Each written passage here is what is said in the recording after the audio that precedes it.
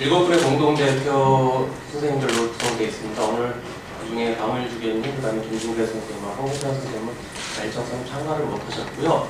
지금 참가하시는 공동대표님들 간략하게 소개와 오늘 말씀을 듣고 그 다음 세부 주제 발표로 들어가겠습니다. 대표님들.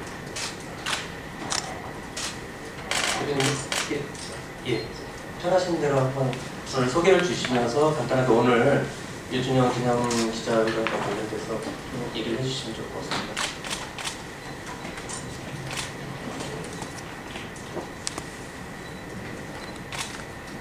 평화박물관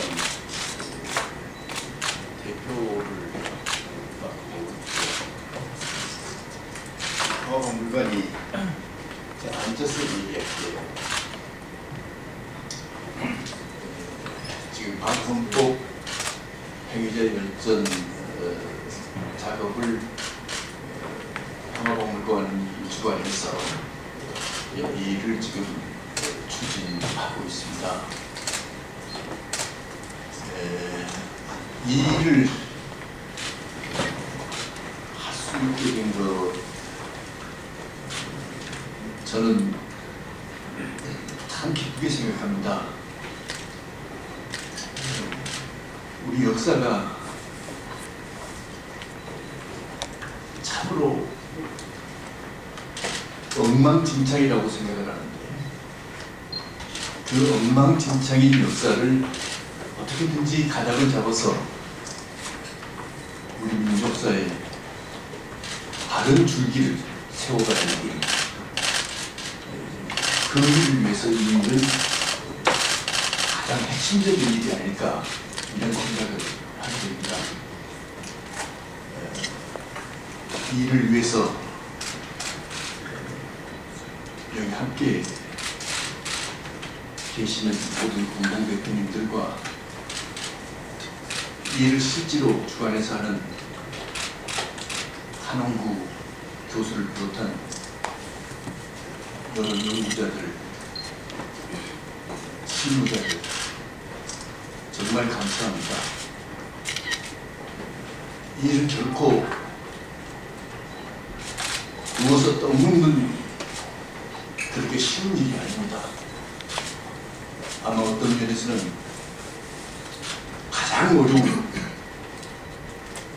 그리고 고난이 따를 그런 힘겨운 일이라고 하는 걸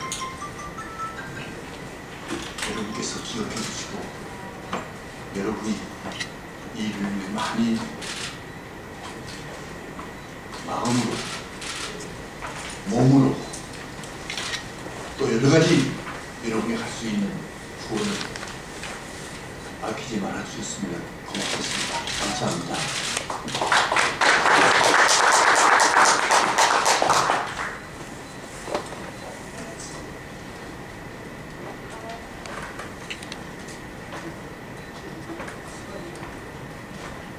예, 선생님.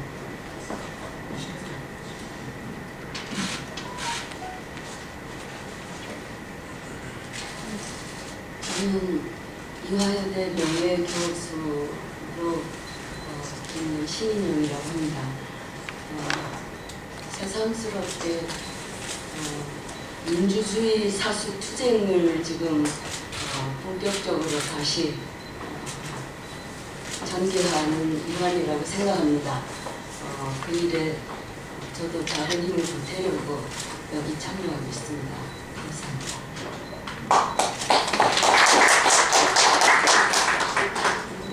김정은 선생님 먼저 해주시면.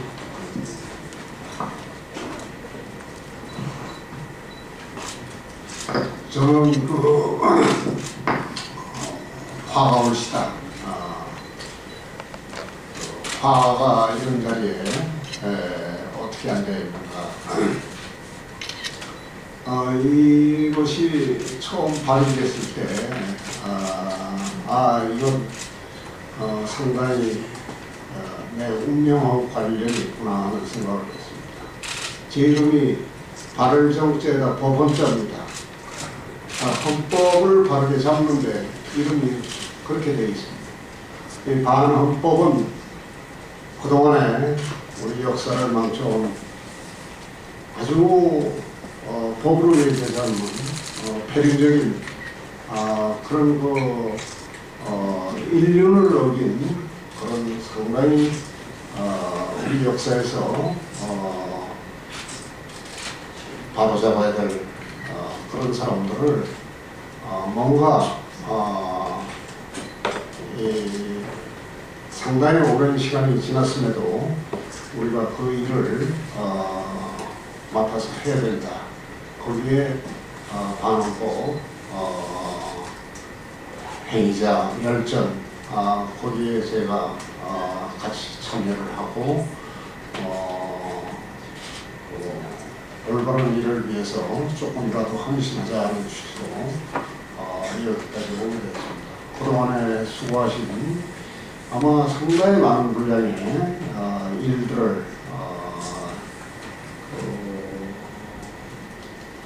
조사위원들로부터 한홍 교수를 비롯한 조사위원들이 상당히 많은 자료들을 찾아가면서 지금까지 수고해 오신 것 같습니다. 수고들 많으셨습니다.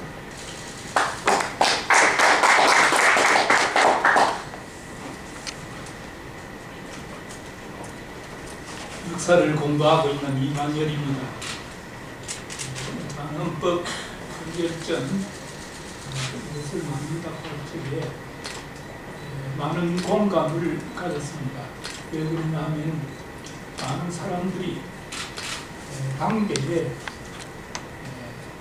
행위를 저질러 놓고 당대의 심판을 받는다는 것이 그렇게 쉽지 않습니다. 그리고 그들은 심판을 받지 않을 정도의 권력과 부를 다 갖고 있는 사람들입니다. 그런 상황에서 당대에 있는 사람들을 좀 더 당대와 가까운 사람들을 좀 더 기록을 하고 공론화시켜보는 이런 일들을 하는 것이 더 필요하지 않느냐 하는 그런 발상들이 최근 여러 곳에서 나왔습니다. 예를 들면 4대강 사업 얘기할 적에 4대강 사업 열전 거기에 찬성한 사람들이 많이 있습니다.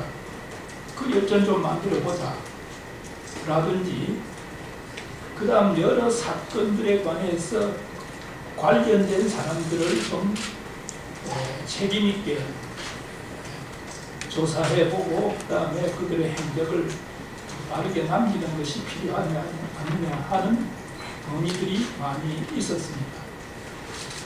최근에 와서 특히 이명박 박근혜 정권 때 와서 복벽주의적인 그런 사고들이 많이 일어났습니다. 다시 말하면 왕조로 돌아가겠다고 하는 그런 발상들이 굉장히 많이 눈에 띄고 있습니다. 그러면서 다행스러운 것은 그들의 행위를 통해서 우리 헌법이 어떤 것이냐 하는 것을 일깨우게 되었습니다. 그래서 헌법 제1조 그것은 대한민국 임시정부 때 그 임시헌장에서부터 시작되어 나온 대한민국은 민주공화제다 또 대한민국은 민주공화국이다 하는 깨우침을 우리들에게 주었고 이 깨우침에 따라서 현존하고 있는 사람들 특히 헌법에 위배된 사람들을 좀 정리할 필요가 있지 않느냐 하는 생각이 오늘 이 반헌법 열전 이런 모임으로 되었다고 생각합니다.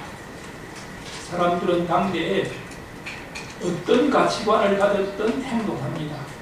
그 행동에 대해서 당대의 사람들이 공론화, 상식과 공론에 따라서 그걸 제재하고 그 다음에 못하도록 하는 것이 좋은 방법입니다만 오늘날 우리 사회는 공론 자체가 언론 자체가 그런 정화작용을 전혀 못하고 있습니다. 이게 굉장히 참 난제가 아닌가 생각합니다. 자, 이렇게 공론화되어서 당대 사람들이 일을 못하면 결국 뭘 하냐? 결국 역사에서 이걸 취급하게 됩니다. 따라서 따라서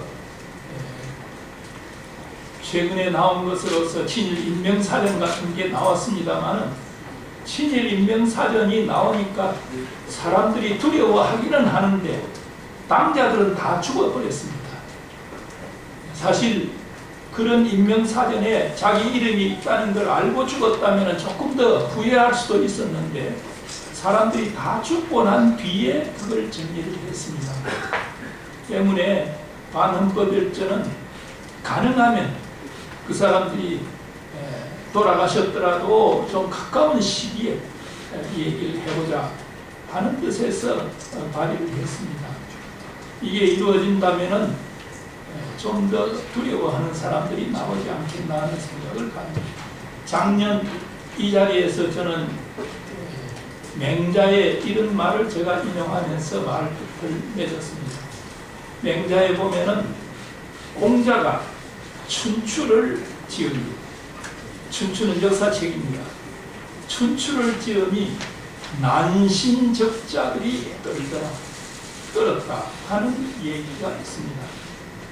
오늘날 당대의 역사지만은 이 반헌법 열전을 통해서 우리가 정확한 기록을 남길 때 그래도 난신적자들이 떠는 그런 모습이라도 보이고 또 자기들의 행위를 후회하거나 또는 고치거나 하는 그런 역사가 일어나지 않겠나 하는 것도 기대합니다. 여러분들의 많은 성원을 기대합니다. 감사합니다. 네, 감사합니다. 다음은 각 분야별로 발표를 듣겠습니다. 이 조사 전체 총괄 책임은 한홍구 민주재래관 관장님께서 지금 총괄을 하고 계시고요. 그 다음에 각 분야별 4개 분야였었죠. 각 분야별로는 책임하는 조사관 선생님들이 계시고 그 아래 또 사건별로 그 다음에 인물별로 조사원들이 지금 조사를 벌이고 있습니다. 세부적인 내용은 한홍구 선생님이 먼저 총괄적인 걸 얘기해 주시면서 각 세부 분야별로 발표하고 듣는 걸로 하겠습니다.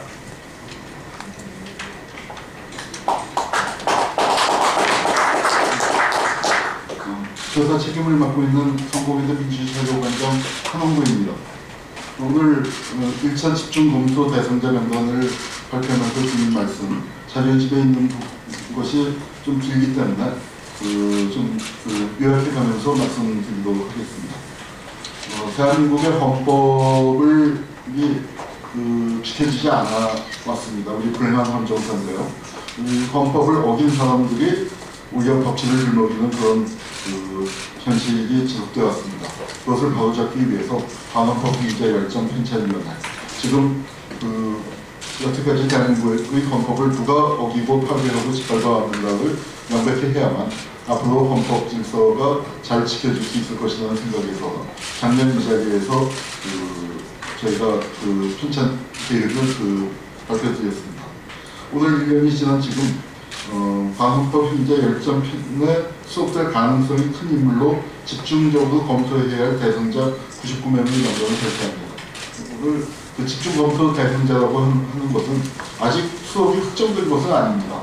그렇지만 수록될 가능성이 매우 크고 우리 입장에서 저분들의 흔적을 철저하게 조사해서 선정위원회에다가 아마 자료를 제출하게 될 것입니다. 전체적으로 300명 가량의 인물을 수록할 예정이고 전에 말씀드린 것처럼 크게 4 영역을 조사 중에 있습니다.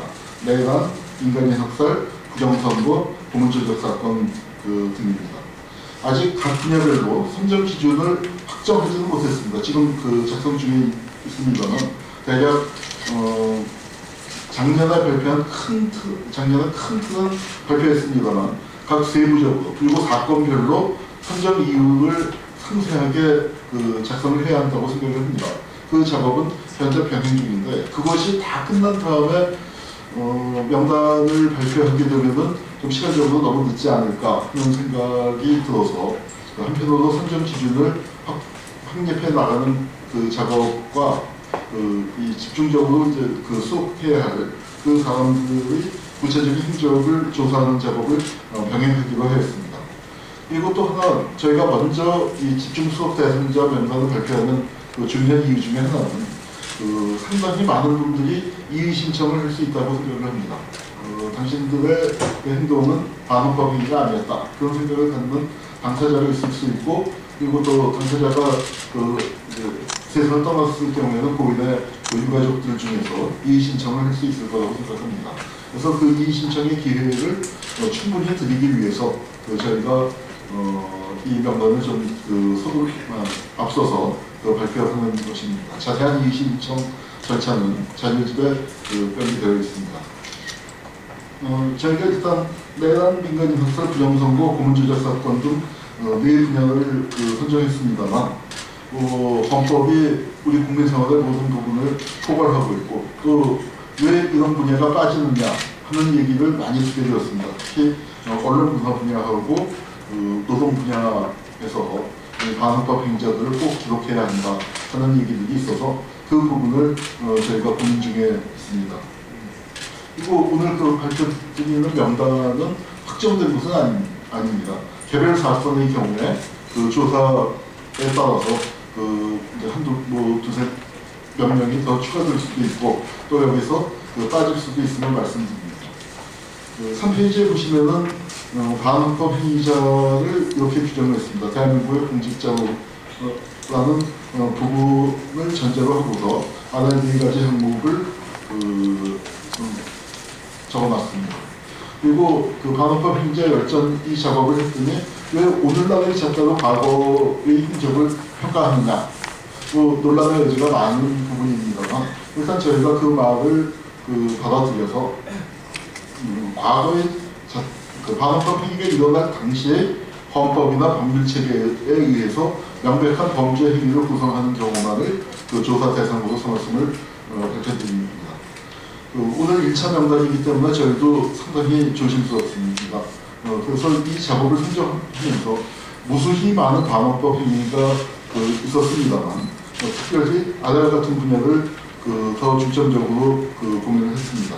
첫째, 주요 반헌법적 사건과 관련하여 대한민국 사법부에 의해서 유죄 판결을 받은 사람들.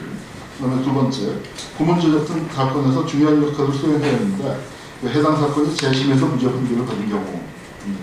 그리고 3번째로 1과 2에 해당하지 않더라도 진실화해위원회 등 과거사위원회에서 인권침해가 확실하다는 조사 결과가 나온 사건에서 핵심적인 역할을 한 사람들입니다. 그래서 저희가 명단을 선정했고 자료집에 보시는 바와 같이 수업을 했는데 전체 102명이 됐습니다. 그 중에서 중복된 분 3분을 제외하면 실제로는 99명입니다. 그래서 99명의 명단을 발표하게 되었습니다.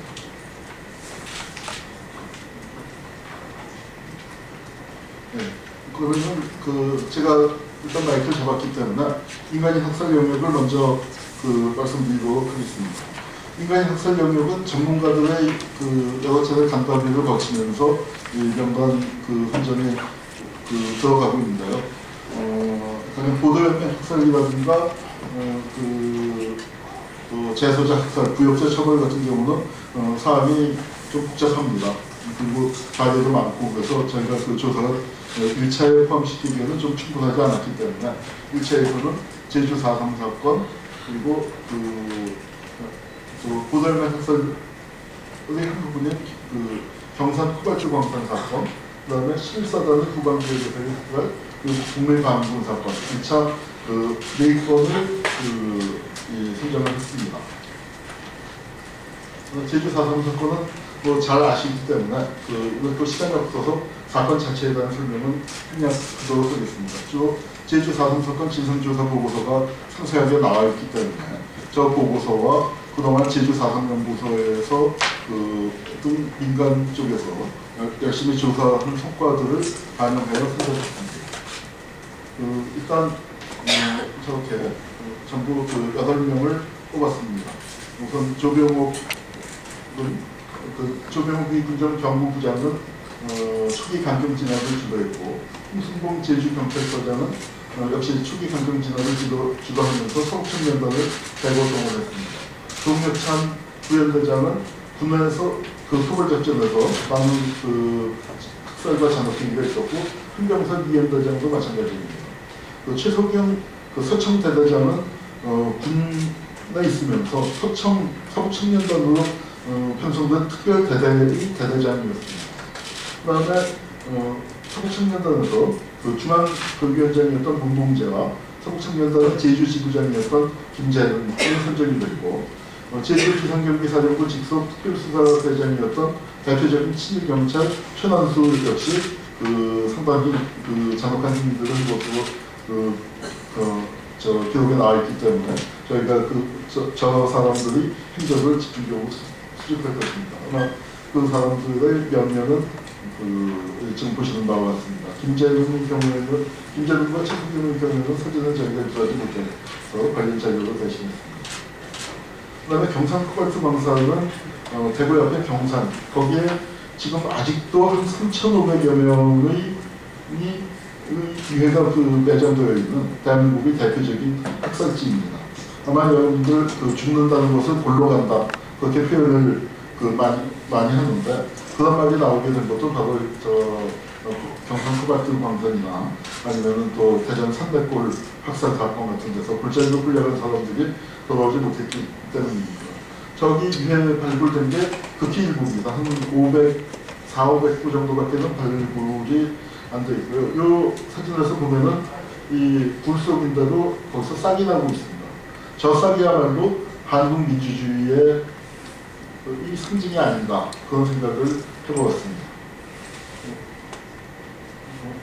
대표적인 사람으로는 경북지방경찰국장이었던 한경록과 그 일대의 경산경찰서장과 천도경찰서 관할 지역에서 많은 보도병원이나 예비공소자들이 끌려서 학살당한 것으로 알려져서 경북경찰국장과 두 지역 경찰서장을 일단 대상자로 포함시켰습니다. 그 다음에 거창 학살 등 실사단 사건이 있습니다. 후방지역에서 실사단만 있었던 건 아닌데 이번에는 2차 실사단 관련 사건만 있고요.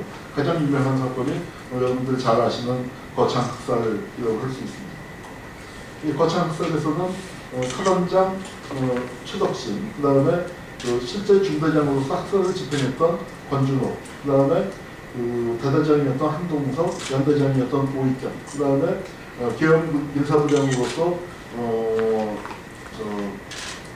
학살 진상 조사를 방해했던 김정환, 그 다음에 정보 장교로서 학살 현장을 지휘했던 이종배 등을 포함시켰습니다. 이 중에서 한동석, 오익경, 김정환 그 세 사람은 대한민국 법정에서 유죄 판결을 받았고, 한양에 순천에 만들어진 학살 기념관에 저렇게 가해자들의 모습을 부적으로 떼어놨습니다. 국민방위군 사건은 일종의 예비군이죠. 예비군으로 동원을 했는데 아군, 그러니까 우리 예비군 5만 명이 60만 명을 가까이 동원을 했는데 최소 5만 명, 많이 잡은 사람은 9만 명까지 보는 사람들도 있습니다만 그 5만 명 이상이 한 100일 사이에 굶어 죽고 죽고 병들어 죽은 사건입니다. 사건처럼 총을 쏴서 죽은 것은 아니지만 엄청난 규모의 사망 사건이 있었기 때문에 이것을 인간의 학살로 학살을 범죄해서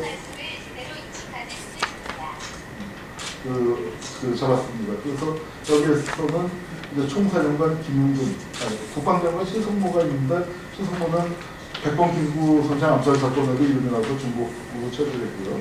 그 다음에 국방부 정무국장이었던 이선들은 이 사건이 처음에 무죄됐을 때 이선들에게 거의 대부분 무죄를 선고하면서 이 사건을 유폐했던 사람이고, 요 5명이 실제 재조사를 거쳐서 5명 전부 사형을 당했습니다. 그래서 이 사람들 사형 집행되는 과정이 이제 당시에 공개됐었고요. 그래서 이렇게 전부 민간혁서 중에서 24명을 1차 집중 조사 대상자로 선정을 했습니다. 아직 각 영역별로 몇 명이 될지는 저희가 이제 사건을 다 300명 선에서 해봐야만 알 수 있겠습니다만, 민간혁서 중에서 저희가 이제 기계적으로 300명을 기계적으로 나누면 75명이 되고, 이것을 조금 이제 가중치를 준다고 해봐야 민간혁서 분야에서 100명 정도가 되지 않을까 싶습니다. 그러니까 100명이라고 하면 이게 어떤 얘기냐면은 전체 인간이 학살에서 몇 명이 죽었는지는 아직 우리가 정확하게 알지 못합니다. 많이 잡는 사람은 100만까지 얘기하는 사람도 있고 100만까지는 안 될 것이다. 그렇지만 수십만, 적어도 30만 이상은 확실하게 죽은 것 같다. 보통 연구자들이 최소 잡는 수치가 30만입니다.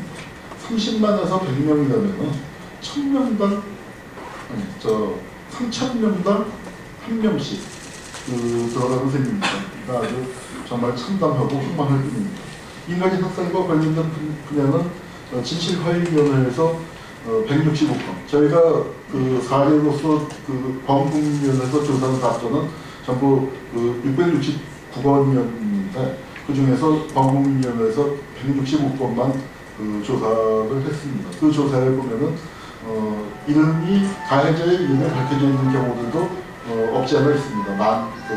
근데 거기에 전부 다 땡땡땡으로 익명 처리되어 있는데 저희는 그 익명 처리된 사람들의 실명을 그렇게 해서 기록하는 그런 작업을 하고자 하는 것입니다.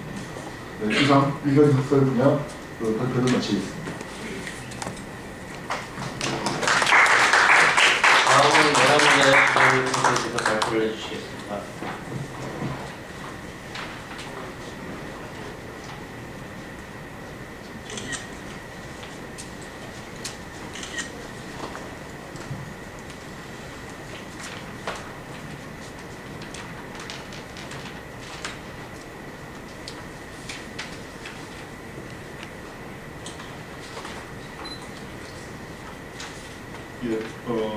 소개받은 반어법 핵무역 열정 편찬위원회 주사위원 주정림입니다.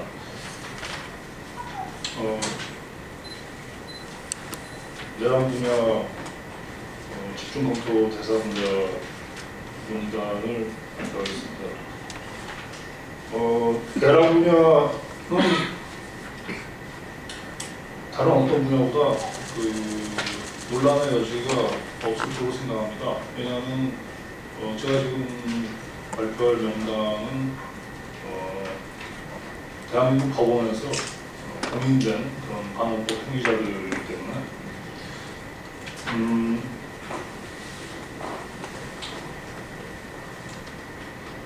네, 오늘 발표할 집중검토 대상자들은 12.12 군사반란과 5.17 내란 관련자들입니다. 그 중에서 관련자들이 다수가 있는데 그 중에서 대법원과 1심 법원의 유죄 판결을 받은 17명을 집중적으로 검토하는 그런 대상자로 선정했습니다. 대한민국 헌법 87조에 보면 내란죄는 국토의 참절 또는 국헌 문란을 목적으로 하여 폭동하는 죄로 규정되어 있습니다. 국토 참절은 대한민국 영토의 전부 또는 일부에 대한 주권 행사를 배제하고 불법적 권력을 행사하는 것이고요. 국헌 문란은 헌법 또는 법률에 정한 절차에 의하지 아니하고 헌법 또는 법률의 기능을 소멸시키거나 헌법에 의하여 설치된 국가기관을 강압에 의하여 전복 또는 그 본능 행사를 불가능하게 하는 것이고요. 국동은 다중이 결합하여 국동 협박을 행하는 것으로서 그것이 적어도 한 지방의 안녕 질서를 파괴할 정도의 규모여야 합니다. 오늘 발표될 내란 집중검토 대상자들의 죄명을 보면은 반란과 내란이 섞여서 사용이 되고 있는데, 반란의 경우는 군인들이 작당하여 무기를 휴대하고 폭력 또는 협박의 방법으로서 국권에 저항하는 그런 행위를 말합니다. 그러니까 반란은 군인들한테 적용되는 거고요.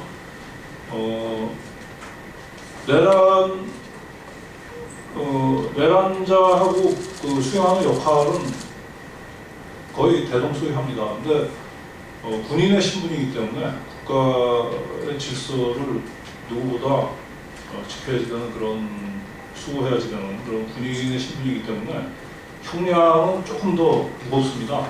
그래서 수괴의 경우에는 유일하게 사형이 형량으로 정해져 있고요. 그 다음에 중요 임무 종사자나 색상 파괴 또는 약탈 행위 시행한 자의 경우에는 여기 보시면 내란죄의 그 형량보다 조금 더 무겁습니다. 사형 무기 또는 7년 이상의 징역이나 등보 이런 식으로요. 그렇지만 내용은 대동소이합니다. 정부 수립 이후에 조금 전에 보셨던 형법이라든지 군형법에 따른 그 규정을 적용을 할 때 정부 수립 이후에 내란 행위에 해당하는 것들은 여순 사건, 그 다음에 5.16 군사반란, 유신정변, 12.12 군사반란 및 5.17 내란입니다. 이번에 집중검토 대상자 명단 선정에서는 아까 말씀드렸다시피 논란과 오해를 배제하기 위해서 유죄 판결을 받은 최근의 사례로서 12.12 군사반란 및 5.17 내란 관련자들만을 우선적으로 고려했습니다. 12.12 반란과 5.17 내란 사건에 대해서는 익히 최근에 일어난 사건이기 때문에 익히 잘 아실 거라고 생각해서 이 부분은 그냥 넘어가기로 하겠습니다.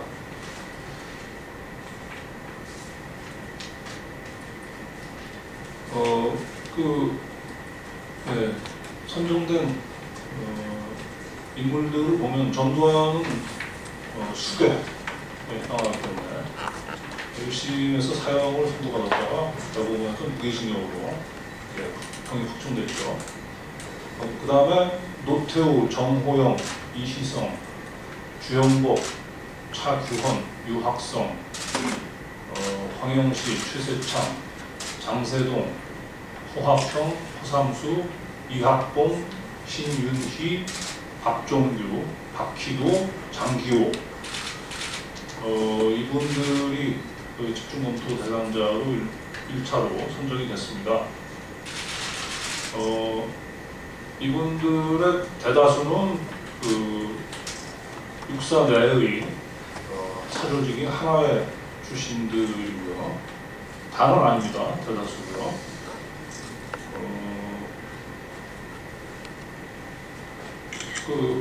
12.12 반란과 5.17 내란에서 다들 보면은 최소한 중요 임무 종사를 한 사람들이고요. 제일 마지막에 박희도하고 장기호는 좀 다르게 소개가 되는데 이분들이 다른 거는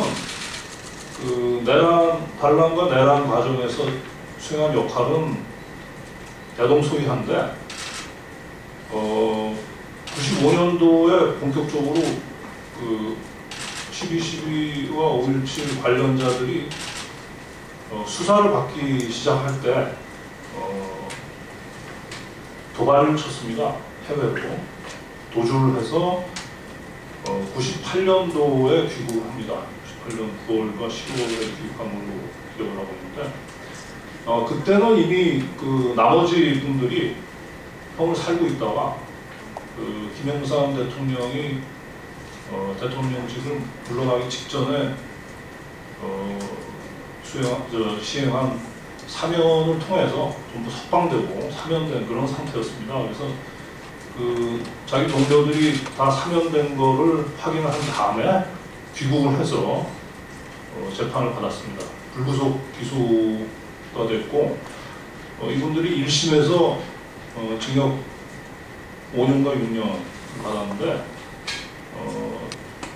다른 분들이 사면됐기 때문에 자기들한테도 그게 적용될 거라고 이렇게 미리 짐작을 해가지고 항소를 포기했습니다. 그래서 1심만 받은 상태인데 얼마 안 가서 사면이 됐습니다. 그래서 굉장히 많은 그런 형량을 선고를 받았지만 실제로 형을 살고 나온 거는 한 2년, 기껏해야 2년 남짓 그 정도뿐이 안 되는 그런 경우들이 대부분입니다. 예, 제가 생각에 이분들에 대해서는 논란이 없는 만큼 그렇게 큰 무슨 흥미나 관심에서 국민의 관심 같은 것도 좀 덜 하리라고 그렇게 생각이 듭니다. 이것으로 내란 분야 집중검토 대상자 발표를 마치겠습니다.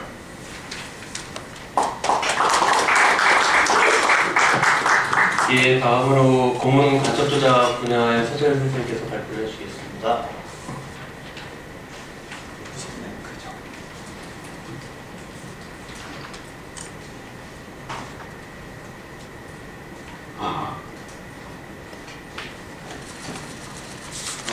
고문 조작 분야에서 발표를 맡게 된 서재일입니다.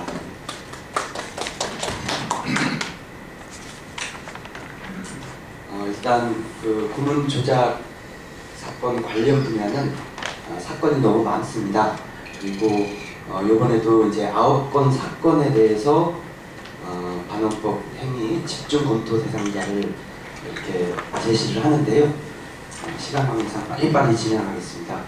그 고문 조작 사건 같은 경우에는 아까 영상에서도 보셨고 지금 발표로도 확인했지만 5.16 쿠데타하고 12.12, 5.27 쿠데타가 주로 출발점이 되는 그런 사건들입니다.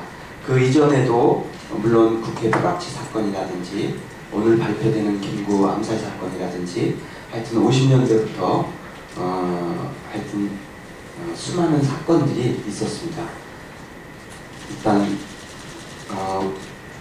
이번에 이제 검토 사건들 대상을 한번 쭉 살펴보면요, 과거사 관련된 국가기관이나 사회단체에서 진정되거나 접수된 사건들을 주요 검토 대상 사건으로 삼았습니다. 그래서 저기에서 표현됐듯이 너무나 많은 사건들이 있습니다. 물론 겹치는 사건도 있지만 이 사건을 중심에 놓고 그러면 이 사건을 우리가 다 할 수 없으니 좀 집중적으로 검토할 수 있는 사건을 선정해보자 해가지고요. 저 아래 선정 기준에 의거해서 사건을 쭉 정리를 하다 보니까 100여 건이 훨씬 넘는 사건들로 이렇게 정리가 됐습니다. 그래서 이런 100여 건이 넘는 집중 검토 사건을 대상으로 여러 가지 조사 활동을 통해서 이제 대상자가 정해지게 됩니다. 그래서 이런 100여 건이 넘는 사건들을 나름대로 좀 분류를 성격별로 하다 보니까 가해나 피해 성격에 따라서 정치공작, 조직사건, 간첩조작, 인권 침해 영역으로 이렇게 구분했습니다. 워낙 이 구분이 무슨 필요가 있겠냐만 그런 의견도 있지만요. 이렇게 구분해서 나름대로 가해의 성격이 공작적 성격이 강한지 용봉 사건으로 조작하려는 조직 사건인지 이렇게 해온 것입니다. 특히 간첩 조작 사건 같은 경우에는 70년대, 80년대에 집중적으로 만들어지게 되는데요. 일단 그거를 또 세부적으로 들여다보면 월북이나 월남자 가족이 어느 순간에 수십 년 지나고 간첩으로 조작되는 경우가 있습니다. 그리고 납부거부 같은 경우에도 하여튼 저기서 소개되는 태용호 강대강 사건은 태용호로 납북됐다가 10년이 지나서 강대강 간첩 사건으로 이렇게 되는 경우입니다. 그리고 특히 이제 제1동포나 그 유학생들 같은 경우에는 우리 남쪽의 처지를 잘 모르고 또 일본에서는 조총련이라든지 아니면 기타 여러 가지 사회운동에 있어서 특별히 부담 없이 접할 수 있는 것들이 우리 남쪽에 유학을 오게 되면 바로 간첩 행위로 연결이 됩니다. 그런 사례가 엄청 많은데 그것도 이렇게 한번 분류해봤고요. 특히 구미 유학생 같은 경우 간첩단 사건 같은 경우에는 국내 민주화 운동을 하다가 간첩으로 조작된 경우에 해당되겠습니다. 마지막 분류에서 인권 침해 사건 같은 경우에는 저기서 표현됐듯이 긴급조치나 사회안전법 이런 법들에 의해서 아주 다양한 수많은 피해자들이 양산되는 그런 경우에 해당되는 사건을 이렇게 분류해봤습니다. 공문 조작 사건의 진행 단계별 특징도 한번 사건 조사하면서 파악해봤는데요. 요거는 9개의 사건을 발표하면서 자세히 한번 또 검토해보겠습니다. 시간상 후딱후딱 넘기겠습니다. 그러면 오늘 발표할 9개 사건 중에 김구 암살 사건입니다. 1949년도에 발생됐었는데요. 이 그림은 그 당시에 조문하고 장례인을 찍은 사진들입니다. 이 사건은 너무나 잘 알고 있긴 하지만 그래도 다시 한번 집중 검토 대상자 6명을 선정해 보았습니다. 안두희는 당시 소위로서 직접 저격한 사람이고요. 김창룡, 전봉도, 최병도, 장은산, 신성모 이렇게 해봤습니다. 당시 이 사건 발표할 때 안두희의 단독 범행이다. 그리고 우리 김구 선생님께서 활동하셨던 한국국민당이 공산주의적 성향의 당이라서 안두희의 행위는 의거다라고 이렇게 발표한 사건입니다. 근데 세월이 한참 지난 후에 국회에서 진상조사를 했고 그 진상조사가 본회의에 통과되면서 이런 당시에 모의하고 그리고 서로 이렇게 실행하는 누구의 지시에 의해서 그런 것들이 드러난 사건입니다. 그러면 당시 집중 검토 대상자들을 이름으로 부르는 게 아니라 한번 사진으로 확인해 보면 될 것 같습니다. 잘 안 볼게요. 안두희부터 해서 김창룡, 전봉도, 저분이 최병덕이죠. 그 다음이 장은산이고, 예, 이렇게 당시에 주범들을 한번 이렇게. 맨 왼쪽은 안두희 젊은 시절 사진입니다. 그래서 하여튼 93년도 국회 진상조사에서 일말에 이제 진상이 드러났고요. 2007년도 국정원 과거사위에서도 이 사건을 조사해가지고 이유락이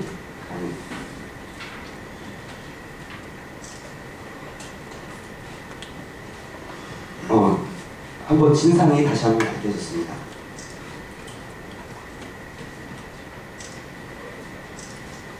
그 다음 검토할 대상자는 1차 인혁당 사건인데요. 이 사건은 최근 2015년도에 최종 무실 판결이 났었는데요. 이 당시에 이 사건을 발표했을 때 집중 검토 대상자를 이렇게 적어봤습니다.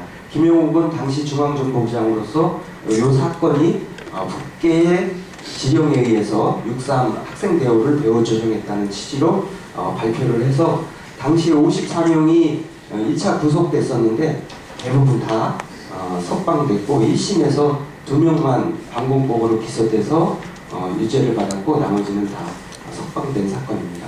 당시 이용택 중정수사오국 대공과장은 검은 관련해서 실무를 총괄하면서 이 사건을 만들었습니다.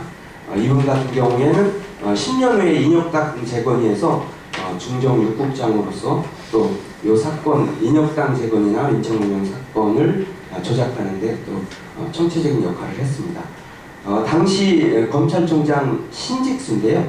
이분은 최초 그 서울지검 공안 검사들이 도저히 증거를 찾을 수 없어서 석방한다는, 그래서 기소에 서명을 안 하고 있었습니다. 그때 신직수하고 그 밑에 있는 서주현이 당직 검사를 통해서 무리하게 기소를 강행했던 그런 인물들입니다. 아까 설명드렸듯이 50년 만에 무죄가 확정됐습니다. 그림으로 당시의 인물을 한번 살펴보면요. 가운데 밑에 있는 부분이 당시 중앙정보국장, 그 다음이 그 위쪽으로 쭉 올라가면 이용택, 이분은 아직 생존해 계시고요. 그림으로 참조해서 확인해 보시면 되겠습니다. 그 다음은 1973년도에 발생한 김대중 납치 사건인데요. 이 사건도 너무나 잘 알려져 있지만 진실이 드러나기까지는 좀 시간이 걸리긴 했습니다. 당시 김대중 납치 사건에서 집중 검토 대상자들을 이렇게 뽑았습니다. 이우락 당시 중앙정보부장, 이철희 중앙정보부 차장, 윤진원 중앙정보부 팔국 공작단장, 김기환 당시 주임공사, 김동훈 이분 같은 경우에는 납치 현장에 지문을 남겼던 분이죠. 그래서 6명, 둘, 넷, 5명을 집중 검토 대상자로 삼아봤고요. 그 밑에는 당시나 그 당시의 그림 사진들입니다. KT 사건, 요거는 아주 중요한 문서인데요. 당시 중앙정보부가 어떻게 이 사건을 총괄지휘했는지 잘 보여주는 자료입니다. 여기서 마찬가지로 이우락 같은 경우에는 우리 국정원 과거사위에서 이우락의 지시로 이 납치 사건이 발생했다는 것을 확인했고 발견했습니다. 그 다음에 1982년도부터 4년도까지 집중적으로 우리 학생운동을 했던 분들을 강제 징집해서 녹화사업을 전개했던 건인데요. 이 녹화사업 같은 경우에는 여기 뭐 당사자들도 한 분 계시긴 하지만 6명이 의문사당하는 피해를 입었습니다. 6명이 사망에 이르는 관원법 행위 사업이지만 최하 1000여 명이 넘는 사람들이 강직을 당하면서 하여튼 고생했던 사건입니다. 그래서 녹화사업 1차 집중검토 대상자는 최경조 당시 보안사 대공처장인데요. 녹화사업을 계획 수립을 지시했고 그 밑에 서인남이 심사과를 새로 만들면서 녹화사업을 본격적으로 했던 사람입니다. 이 서인남 같은 경우에는 밑에 그림에서 서인남 씨 자택 방문하는 사진이 있는데요.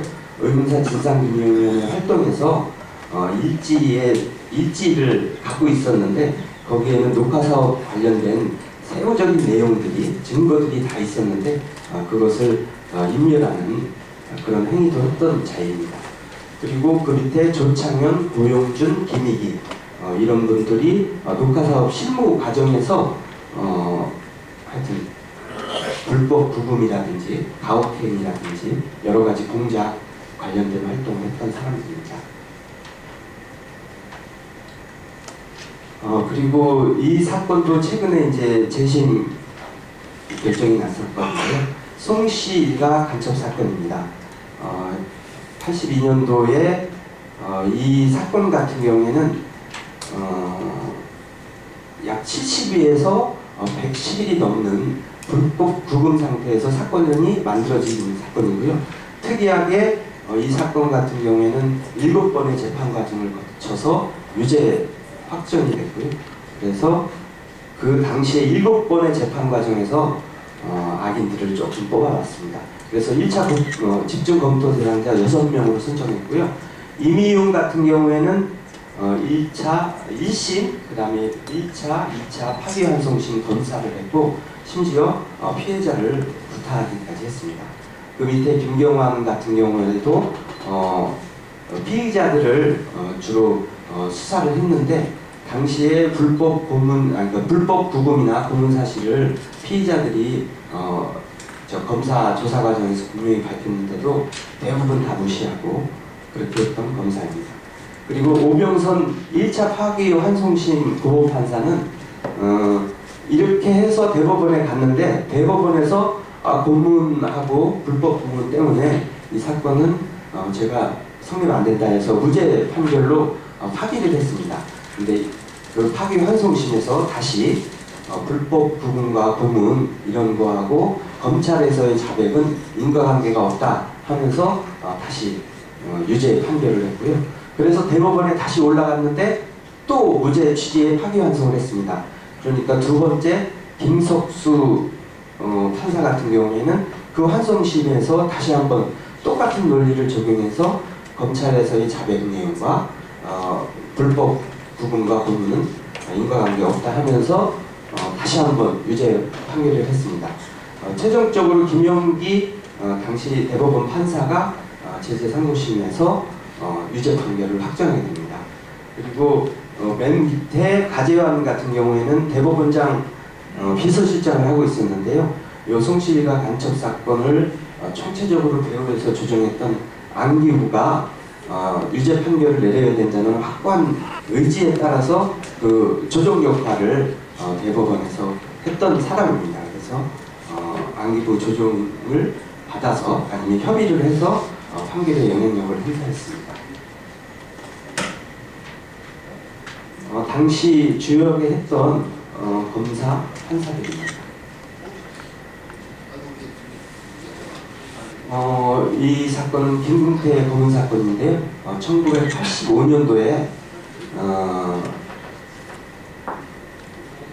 영창 생활을 하고 있다가 마지막 날 다시 대공 분실로, 치안본부 대공 분실로 연행이 돼서 연행되자마자 10차례의 고문을 당했다고 당시 재판 과정에서 증언했는데,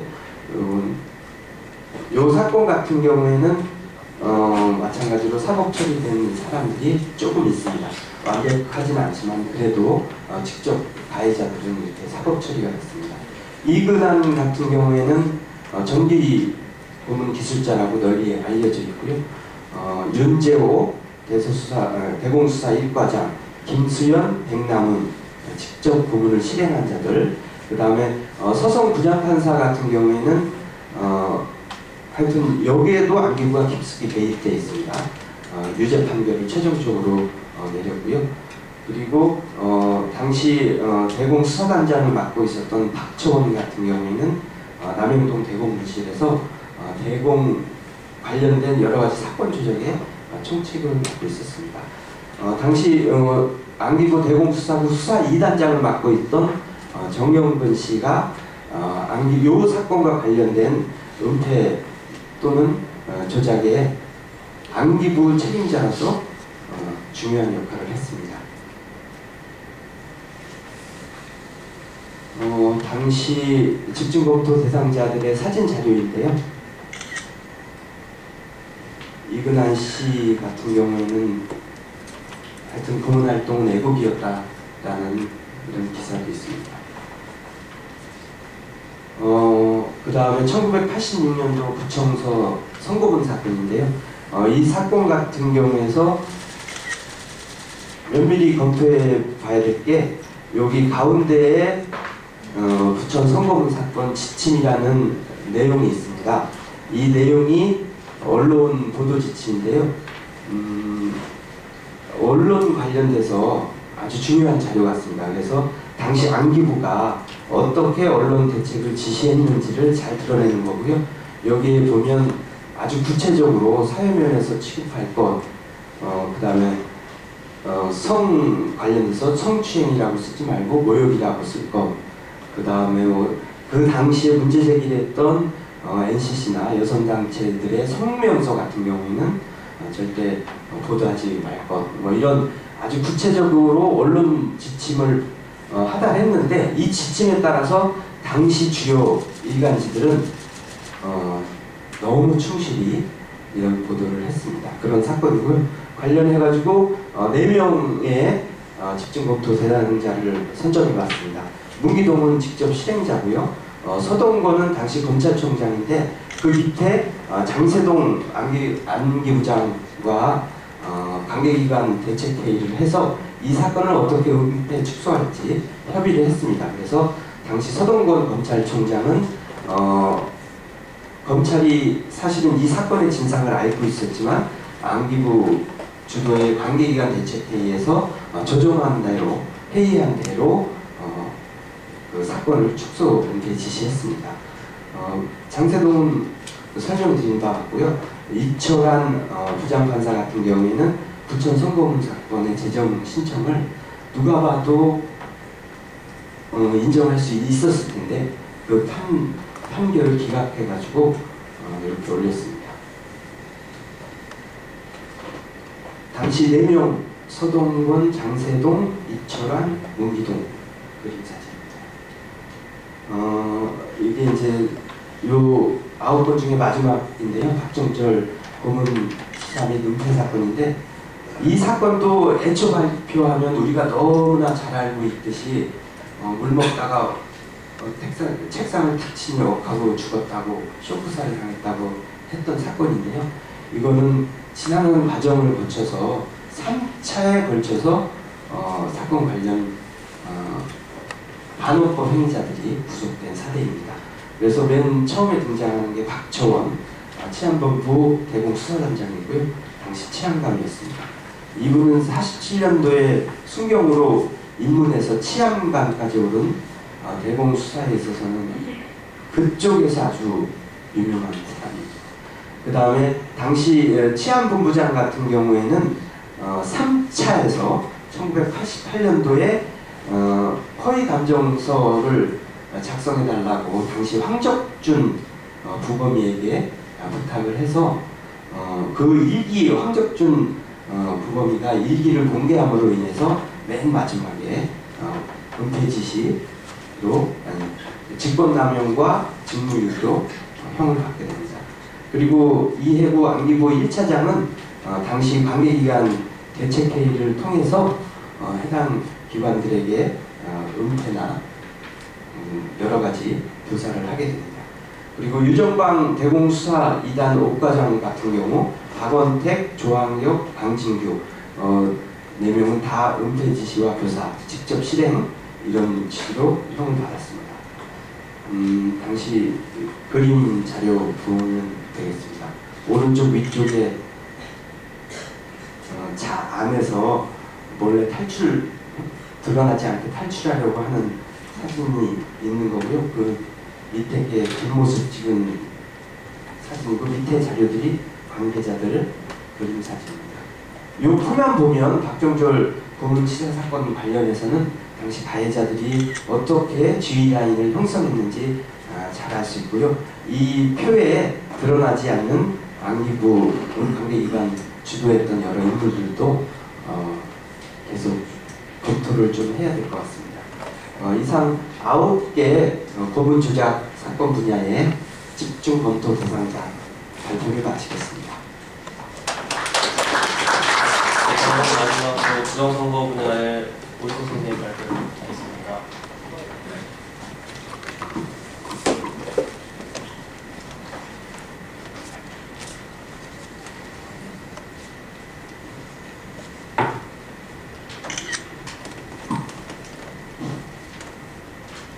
안녕하십니까. 저는 반헌법 행위자 부정선거 분야를 맡고 있는 성공회대학교 오이석입니다.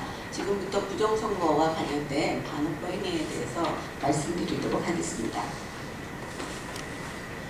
반헌법 행위로서 부정선거, 아마 여러분들이 부정선거라고 하는 것이 저희 일상에서 너무도 지금까지 지속되는 현상이라 많은 경우에 이것이 얼마나 반헌법적인지라고 하는 의문을 가질 수도 있을 거라고 생각합니다. 하지만 대한민국 헌법 제1조는 분명 대한민국은 민주공화국이다 이렇게 규정하고 있습니다. 그리고 민주공화국, 이 민주주의라고 하는 것은 모든 권력이 국민으로부터 나온다 이렇게 규정되어 있는 헌법 1조입니다. 민주주의라고 하는 것이 얼마나 귀중하고 얼마나 소중한 것이냐 하면 민주주의라는 말 자체가 피를 먹고 자라는 나무다 이렇게 말하는 것처럼 어느 경우에도 민주주의가 쉽게 되지는 않습니다. 한국 현대사의 역사라고 하는 것은 이런 민주주의를 지켜왔던 그리고 민주주의를 위해서 끊임없이 저항해왔던 역사라고 할 수 있습니다. 그리고 이 역사는 세계에서 어디 저희가 제3세계의 민주주의 역사에 기나긴 여정의 과정에 내놓더라도 정말 으뜸가는 그런 민주주의를 지켜왔던 역사를 갖고 있습니다. 그런 민주주의의 꽃이다 라고 얘기하는 것이 바로 선거입니다. 그렇기 때문에 선거를 부정적으로 행한다 라고 하는 것은 결국 민주주의가 피를 먹고 자랄 수밖에 없게 만드는 가장 기본적인 행위라고 저는 생각하고 있습니다. 그래서 반헌법 행위로서 부정선거라고 하는 것은 부정선거의 사전적 의미는 정당하지 못한 수단과 방법으로 행해진 선거 이렇게 되어 있습니다. 하지만 반헌법 행위와 관련돼서 우리가 이 부정선거라고 하는 것을 보다 구체적으로 본다면 현대사에서 많은 권력자들이 자신의 권력을 획득하고 그 권력을 계속 유지하기 위해서 민주주의를 지키는 가장 기본 원리가 되는 선거에 개입하는 것입니다. 그래서 전국적으로 그리고 선거운동 과정에서 대대적으로 관권과 군권, 타락선거를 하고 부정투표를 하도록 하고 그리고 개표를 부정하는 것까지 통체적인 헌법에 반하는 이런 불법적이고 위법적인 행위를 부정선거라고 할 수 있습니다. 이것은 주권자인 국민의 통치권의 일종의 선거권을 완전히 유린해서 대한민국은 민주공화국이다 라고 하는 근본적인 정치제도를 파괴하고 말살하는 행위라고 할 수 있습니다. 그렇기 때문에 저희는 부정선거가 반헌법 행위의 굉장히 중요한 부분이라고 생각하고 이 부분에 대한 것들을 역사적으로 지금 조사 연구하고 있습니다. 부정선거와 관련돼서 역사적으로 굉장히 중요했던 사건들은 한국현대사에서 중요했던 모든 선거들이 대부분 부정선거에 들어갑니다. 제일 중요했던 선거 몇 가지를 말씀드리도록 하겠습니다. 1956년에 이 대통령 선거, 정부통령 대통령 선거가 있었습니다. 그리고 오늘 1차 집중 대상으로 말씀드리는 1960년 여기 계신 모든 어르신들은 기억하지만 우리의 젊은이들은 80년 광주도 기억하지 못하고 오래된 역사로 생각합니다. 3.15 부정선거에 대해서 거의 기억하고 있지 못한다고 생각을 합니다. 그래서 60년 3.15 부정선거, 67년 6.8 부정선거, 그리고 1971년 대통령 선거, 그리고 최근 이제 얼마 있으면 저희들이 항고하기로 했었던 이 불호부처 사건에 대한 전모가 이제 밝히겠다 이렇게 얘기하고 있는데요. 일단 그 투표함과 관련된 1987년 대선 그리고 2012년 대선 국정원 댓글과 관련된 이 모든 것들이 저희들이 지금 검토하고 있는 부정선거의 역사적인 주요 사례라고 말씀드릴 수 있습니다. 오늘의 1차 집중 검토 대상은 3.15 부정선거와 그리고 4.19에 있었던 발포 그리고 진압 과정과 관련된 부정행위입니다. 3.15 부정선거는 다 아시다시피 아주 계획적으로 조직된 선거였습니다. 3.15 부정선거와 관련된 당시의 기사들입니다. 민주당은 이미 선거 당일 무효를 선고했고요.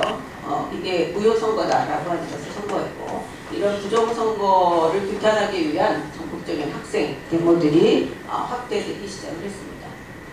3.15 부정선거와 관련된 중요한 행위자들입니다. 저희가 많은 정말 3.15 부정선거와 관련돼서는 100명에 가까운 해당 인물들을 저희가 검토할 수 있었는데 오늘 12명을 대표적으로 말씀드리려고 합니다. 이기붕, 최인규, 이강하, 그리고 한희석, 박용희, 그리고 송인상, 이성우, 최병환, 이존화, 임홍순, 장경근, 임철호입니다.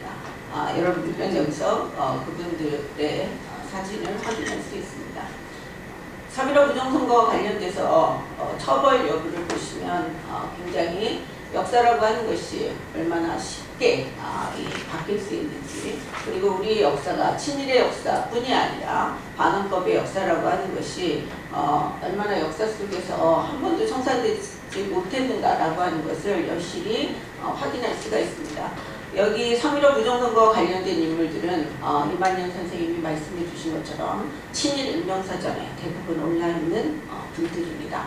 즉 친일을 청산하지 못했기 때문에 저희는 바로 1948년 국가를 수립하고 12년 만에 다시 그 사람들의 그 선호에 의해서 3.15 부정선거라고 하는 역사를 맞이했습니다. 3.15 부정선거에 대한 처벌은 당연히 4월 혁명과 함께 굉장히 큰 논란 속에서 혁명 재판이 이루어졌습니다. 그렇지만 4월 혁명을 통해서 집권한 장명 정부는 사실상 3.15 부정선거 행위자들에 대한 처벌에 굉장히 미온적이었습니다. 그리고 장명 정부가 무너지고 5.16 쿠데타 세력들이 다시 정권을 잡았을 때 이 3.15 부정선거에 대한 행위에 대한 역사적 처벌이라고 하는 것은 결국 역사 속에서 제대로 되지 못할 것이다 라고 하는 것이 너무 명백하게 그 처벌 과정에서 드러났습니다. 보시다시피 이기붕은 자살을 했고 최인규와 그리고 이제 몇 사람은 대표적으로 사용되겠습니다. 그렇지만 나머지 사람들은 사형이 구형되었음에도 불구하고 무기징역으로, 그리고 무기징역에서 대부분 63년 특사로 이렇게 사면 석방 되어버렸습니다. 그 사람들이 그 위에 무엇을 했냐? 여러분들이 보시면 알겠지만 60년 이후 제3공화국, 4공화국에서 정말 화려한 부활을 하고 한국 사회에서 굉장히 중요한 역할을 담당하게 됩니다.